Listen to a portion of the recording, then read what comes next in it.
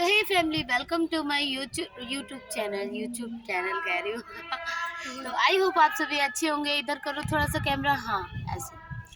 तो I hope आप सभी अच्छे होंगे और मैं भी अच्छी हूँ। और अभी मैं छत पे आके कुछ बात थी जो मैं आप सबसे शेयर करना चाहती थी, जो कि हर एक लड़की लाइफ में शेयर कर रही है। तो आज मैं आप लोगों से कुछ बातें हैं जो पूछना चाहती हूँ, और एक दो दिन की बात है, मैं अपनी ज़िंदगी की नई शुरुआत करने जा रही हूँ। और आई होप आप लोगों को भी मेरा फैसला बहुत अच्छा लगेगा, और इसमें मेरा साथ मेरे हस्बैंड दे रहे हैं, क्योंकि मैं उन्हीं के साथ अपनी ज़िंदगी की नई शुरुआत करना चाहती हूँ। मैंने बहुत दिक्कतें झेली हैं, बहुत परेशानियाँ झेली, बहुत सबकी बातें सुनी, बहुत सारी मतलब ताने सुने, बहुत सारी चीज़ें। लेकिन मैं अब यहाँ किसी को ब्लेम नहीं करूँगी, क्योंकि सबकी अपनी अपनी मेंटालिटी है। जिसकी जितना दिमाग होता है वो उतना ही सोचता है, उससे ज़्यादा नहीं सोच पाता है।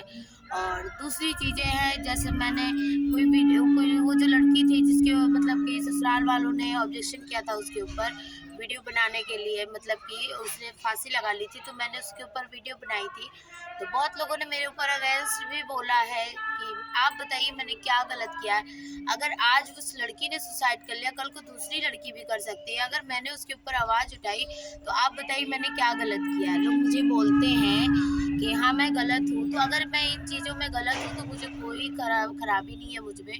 मैं अपने आप में बेस्ट हूँ, मुझे यही लगता है, क्योंकि मैं अपने से बड़ों का सम्मान करती हूँ, इज्जत करती हूँ, क्योंकि यही मेरे माँ बाप ने मुझे सिखाया है, और किसी का अपमान करना नहीं सिखाया। लेकिन जहाँ तक आप किसी की इज्जत करो, जहाँ तक आप अपनी सेल्फ रिस्पेक्ट पे बात ना आए।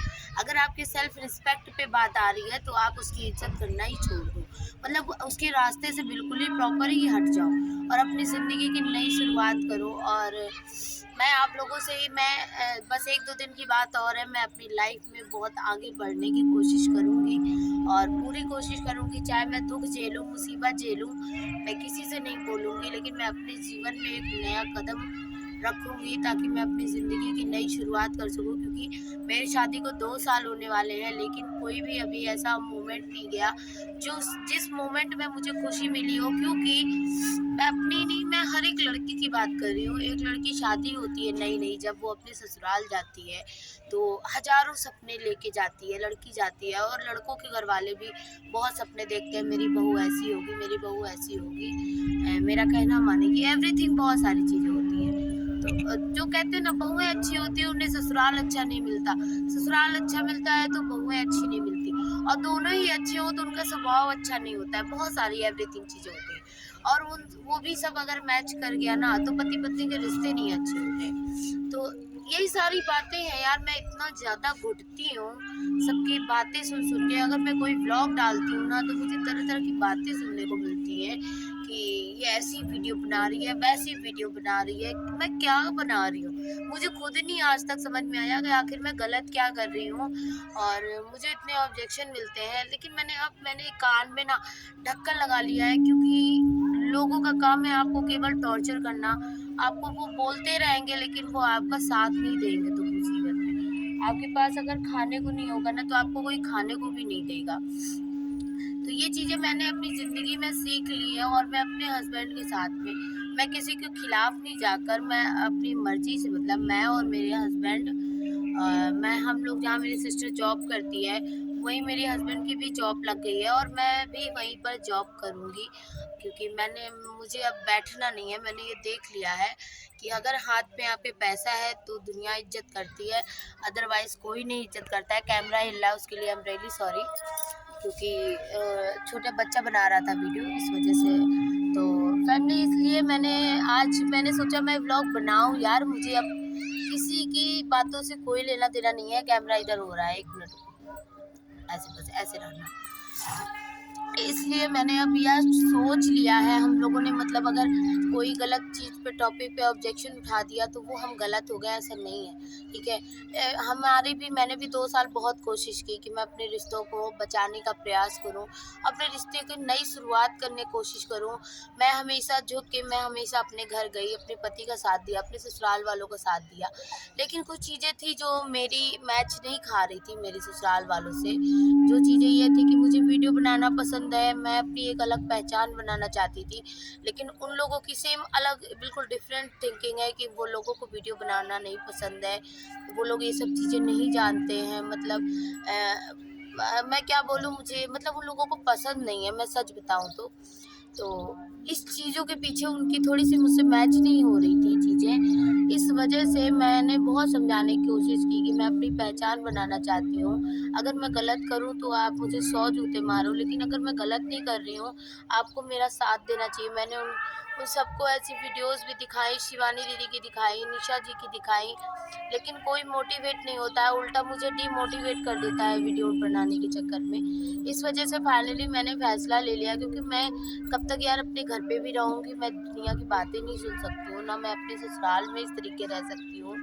हाँ, मैं इज्जत सम्मान सबका करूँगी, समय आने पे सबको दूँगी इज्जत सम्मान, अभी भी देती हूँ। अभी भी मैंने कभी कोई ऐसी बात नहीं बोली है, लेकिन जो दिल को ठेस लगती है ना, तो आज मैं भी इंसान हूँ, कोई प्लास्टिक का गुड्डा नहीं हूँ, मुझे भी तकलीफ़ होती है, मुझे भी बुरी लगती हैं बातें जैसे सामने वाले को लगती है। इस वजह से मैंने भी फैसला ले लिया, मैंने बस यही 4 पैसे मुझे जोड़ के हेल्प लेके किसी से भी, बस मुझे अब यहाँ से मतलब कि बाहर कहीं जाना है और सेटल होने की कोशिश करनी है, कमाना है और अपनी ज़िंदगी की नई शुरुआत करनी है। रूखी सूखी जो हमें खाना है हम खाएंगे। और हमने फाइनली हम लोगों ने जाने का भी फ़ैसला ले लिया है, हमने और मेरे हस्बैंड ने। और हम 15 तारीख को निकल जाएंगे, क्योंकि 14 को यहाँ हमारे यहाँ शादी है, अभी हम आपको दिखाएंगे, वहाँ हमारा जाना ज़रूरी है। और प्लस 13 को मेरा बर्थडे है, तो आप लोग उसका भी व्लॉग ज़रूर देखना 13 तारीख को, और मुझे विश करना किस डे है उस दिन।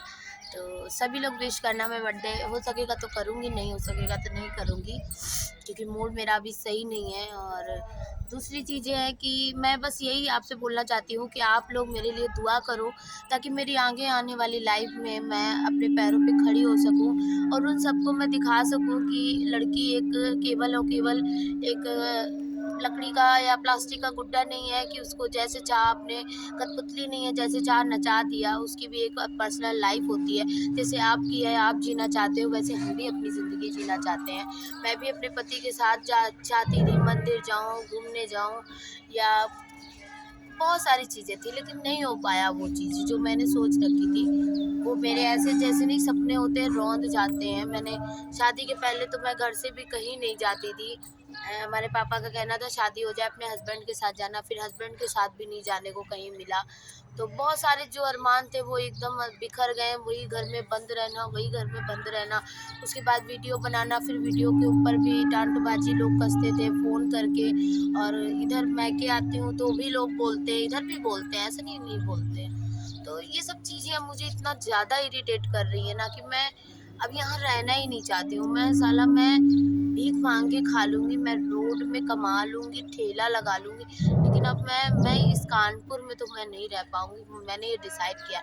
और आप लोग दुआ करो कि आई होप मेरा फ़ैसला सही है। मैं 15 तारीख को मैं और मेरे हस्बैंड चंडीगढ़ जा रहे हैं, और वहाँ में हमारे हस्बैंड की जॉब भी लग गई है, मेरी भी बात हो गई है। और मेरी एक फ्रेंड भी है चंडीगढ़ में, जस्सू नाम है, आप लोग बहुत अच्छे से जानते हो उसको। वो मेरा फुल सपोर्ट कर रही है, मेरा साथ दे रही है बराबर। उसने मेरे लिए रूम भी देख लिया है, हम लोगों के फैमिली रूम देख लिया है।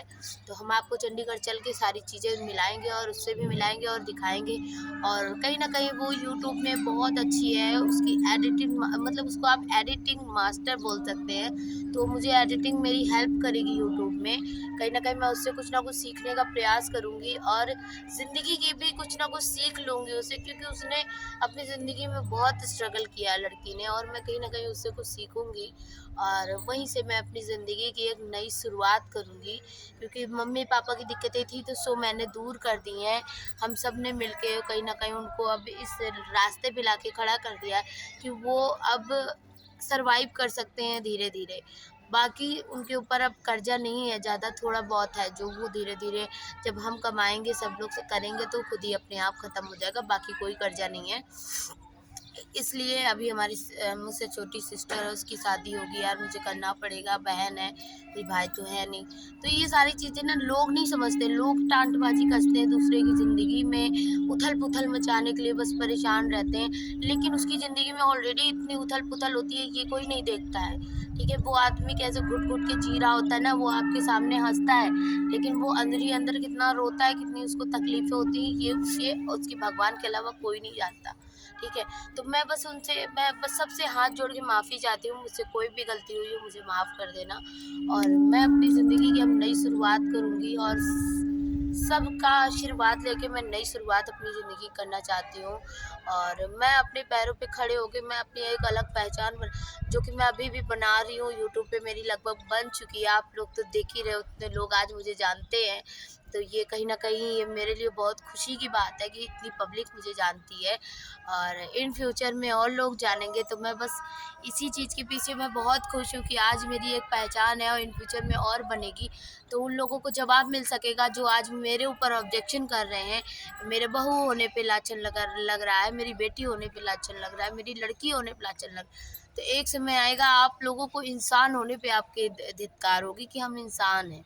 हमने इस लड़की को बहुत परेशान किया, बहुत इसको रोकने की प्रयास किया, लेकिन मैं रुकी नहीं, मैंने किसी की कभी नहीं सुनी, मैंने कभी किसी का गलत जवाब नहीं दिया। हाँ, मेरे बर्दाश्त से जब बाहर हो गया है कि हाँ, अब मेरे ये बर्दाश्त से बाहर हो रहा है, तो मैंने बोला है, अदरवाइज़ मैंने बहुत सुना है, मैंने बहुत बर्दाश्त किया है सबकी। जब हमारे पास खाने को नहीं था, मैं ये पूछती हूँ, हमारे माँ-बाप, जब मेरे पापा जो थे मेरा रिक्शा चलाते थे, सामान ढोने वाला, हमारे पास खाने को नहीं होता था, मेरे पापा चकरपुर जाते थे, बहुत दूर है यहाँ से। वो एक-एक हफ्ते में आते थे, खाने को नहीं होता था, किसी से माँग लो ना, ऐसे धक्का मार देते थे, पूरा हाथ-पैर छिल जाते थे, खून खून बहने लगता था।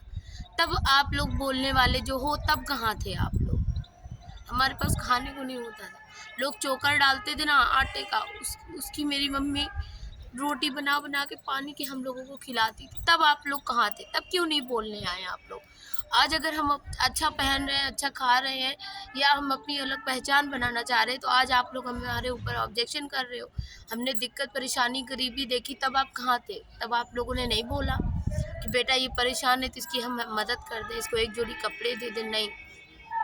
तब किसी ने नहीं मदद की, और बाकी ऐसे ऑब्जेक्शन करने के लिए तो बहुत लोग आते हैं, और मुझे अब कोई फ़र्क भी नहीं पड़ता है। मैं अपने से बड़ों की बहुत इज़्ज़त करती हूँ, लेकिन बड़ों की इज़्ज़त भी वहीं तक करनी जायज़ होती है जहाँ तक वो अपनी सम्मान और इज़्ज़त कराना चाह रहा है।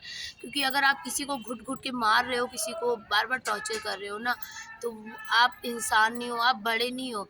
वो छोटा बच्चा भी बहुत दिमागदार होता है ना, जो बड़े से बड़े लोगों को बुद्धि दे देता है, दिमाग दे देता है। और बड़े से बड़े उनमें बेवकूफ़ों में गिनती होती है, जो आप छोटे छोटे बच्चों को बेवकूफ़ समझते हैं, नालायक समझते हैं। कभी-कभी छोटे बच्चे ऐसा ज्ञान दे जाते हैं ना कि हम आप नहीं दे सकते हैं।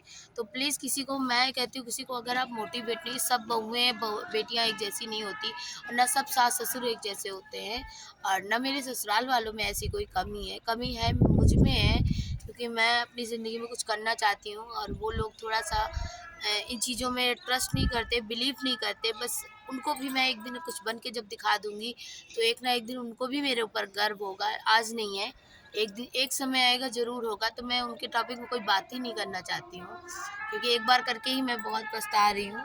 बहुत सारी चीज़ें हैं, मैंने बहुत तरीके से हैंडल करने की चीज़ों को कोशिश की, लेकिन लोग मुझ पे ब्लेम करते जा रहे।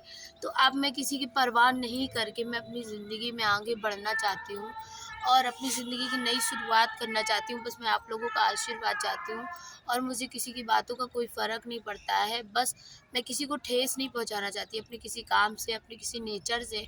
मैंने आज तक कभी एक ऐसे इतने से जानवर को भी अपनी जान में कभी कोई तकलीफ़ नहीं पहुँचाई है। लेकिन मुझे इंसानों ने बहुत तकलीफ़ दी, मुझे कोई खुशी नहीं मिली अपनी ज़िंदगी में। जब से मैंने होश संभाला है, मुझे कोई खुशी नहीं मिली है। लेकिन मैं कब तक रोऊँगी यार, मैं रो रो के बहुत ज़्यादा थक गई हूँ। अब मेरे अंदर आँसू भी नहीं बचा है, रोने के लिए भी आँसू नहीं बचा है। दीदी बुला रही हैं, अम्मा बुला रही हैं। तो बस अब मैं फाइनली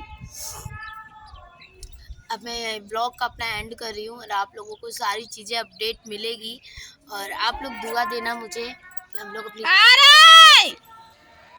शुरुआत।